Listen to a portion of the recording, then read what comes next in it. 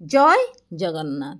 आज आम जानिबा दैनंदिन जीवन में जेकोसी गोटे आम वाक्य करती प्राय टाइम स्टिल लगे आ प्राय टाइम येट लगे।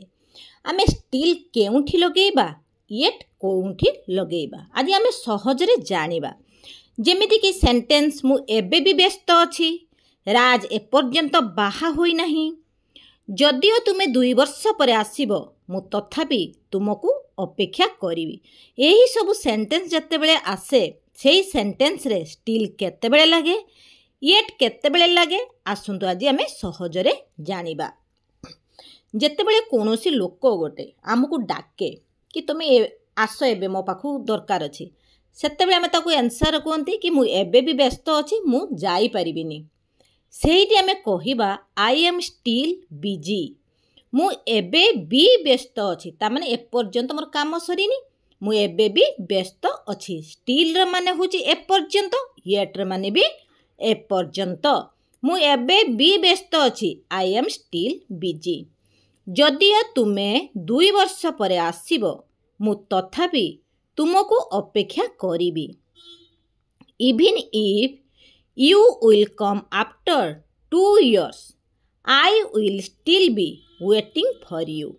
यही सेंटेंसटा प्राय जगार में यूज करती। जदिओ तामाने जेतेबेले भी तुम आसीबो, जदिओ तुमे 2 वर्ष पर भी आसीबो, 2 वर्ष पर आसीबो मु तथापि तुमको अपेक्षा करीबी। यही सेंटेंसटा प्राय जेतेबेले मैरिज प्रपोजल पड़ी थाए कि गोटे सांग बहुत दूर को चल जाई थाए, सेही समय आम यही सेंटेंस को व्यवहार करि थांती। जदिओ तुमे 2 वर्ष पर आसीबो मु तथापि तुमको अपेक्षा करीबी। Even if you will come after 2 years I will still be waiting for you. Eighty still लागेला, स्टिल कोउठी लागुची आमे जानिबा। राज एपर्यंत बाहा होई नहीं, राज एपर्यंत बाहा होई नहीं। Raj is not married yet, Raj is not married yet. मु एपर्यंत स्कूल रे पहुँची नहीं, I have not reached school yet. तामाने मु एपर्यंत स्कूल रे पहुँची नहीं। आम तो पचारती अरे तुमे स्कूल रे पहुँचल ना नहीं, सेठू से आंसर कही था आई have not reached school yet. तापरे आम जानिबा आपण एपर्यंत सोई नाह कि, आपण एपर्यंत सोई नाहंती कि, एमिति कहती तुमे एपर्यंत सोई नाह कि बा आपण एपर्यंत सोई नाहंती कि। Have not you sleep yet, have not you slept, have not you slept yet. तामाने एपर्यंत तुमे सोई नाह कि जेते आम भाया प्रश्न आनिबा ताले एई सेंटेंस को कहिबा। मु एपर्यंत इंग्राजी रे प्रांजल होई नाही, प्रांजल को इंग्लिश कोन कहंती ना fluent. I have not become fluent in English yet, I have not become fluent in English yet. तमने एपर्यंत भी मु इंग्राजी रे फ्लुएंट हे नहीं। आमे केतेबेले इंग्राजी रे फ्लुएंट हवा ना बारंबार प्रैक्टिस द्वारा। जेते आमे प्रैक्टिस करिबा हमर सेते नॉलेज बढ़ी बढ़ी का जीवो। जेते जेकोसी वर्ड गोटे हो, जेकोसी जिनिस हो गोटे गोटे आमे नुआ शिखले हमर इंग्लिश नॉलेजटा इंप्रूव करि थाए। तुमे तांको एपर्यंत काहेकि प्रस्ताव देलो नाही, माने प्रस्ताव देई ना हो, तुमे तांको एपर्यंत काहेकि प्रस्ताव देई ना हो। Why have not you proposed her yet? Why have not you proposed her yet? मु एपर्यंत मो टंका फेरस्त पाई नाही। आमे तो पचारती अरे से जो तुमको टंका दबार थिला तुम एपर्यंत पाइल ना नहीं, से कहते मु एपर्यंत मो टंका फेरस्त पाई नाही। I have not got my money back yet, I have not got my money back yet. जितेबले आम नेगेटिव सेंटेंस बेसी करती से ही समय रे बेसी येट र यूज करा जाए। देखिए प्राय सेंटेंस जितेबले नेगेटिव सेंटेंस को बुझाउथबो, जेमिति कि I have not get, I have not got my money back yet, एटी आई हैव नॉट लगिला, एटा होजे नेगेटिव सेंटेंस। सेही सब सेंटेंस को बुझाउतला बेसी यूज आमे येट करि थांती।